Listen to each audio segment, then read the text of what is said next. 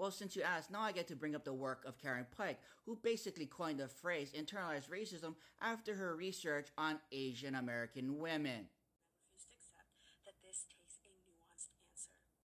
No, it doesn't, because your whole defense is right here in the introduction. Feminist research on non-Western, non-white women's sexual relationships and romantic desires for white Western men suggests they strategically engage a discourse glorifying white masculinity to resist ethnic patriarchy, where your whole defense basically is based on this ideology right here. Some of this one, and yeah, a lot of this one, but it's based mostly on this one, where essential race differences, where my behaviors because I'm an Asian man is decided on because I'm Asian. Now, Asian women have to separate the trauma and the dysfunction that we experience at the hands of our dad from the men of our generation. Wow, that example's right here. Several women refer to their dominating fathers as epitomizing the despotism they associate with Asian American males, and to explain why they will not date co-ethnic males. In doing so, they assume Asian American gender attitudes do not differ across generations between men raised in Asia and the USA, nor among Asian American male peers. They view co-ethnic males as bound to the gender dictates of their upbringings in immigrant families, which presumes to be entirely male-dominated.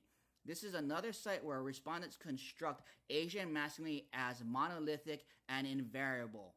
Taught and ingrained from an early age the same misogynistic and patriarchal ideologies and beliefs. How do you think the patriarchy has existed for eons and eons? Was it not passed down from family to family, father to son?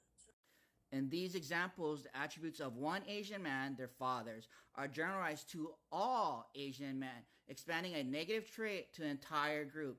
It is difficult to imagine white heterosexual women referring to their father's dominance as a reason they prefer dating or marrying a man who is not white. White male domination and privilege means that white men are not subjective to the stereotypes based on bad behaviors of a few white males. Racial oppression, on the other hand, includes that which has been internalized by the press, encouraging the overgeneralization of the bad behaviors of a few men of color to an entire group.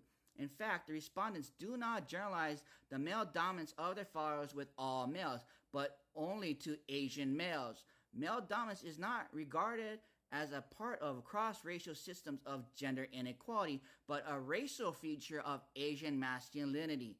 Meanwhile, in the case of white men, the positive traits of egalitarianism and chivalry associated with one white boyfriend are generalized to an entire group. The point is this: arguments like this lack nuance and they lack intersectionality. There are multiple systems of oppression.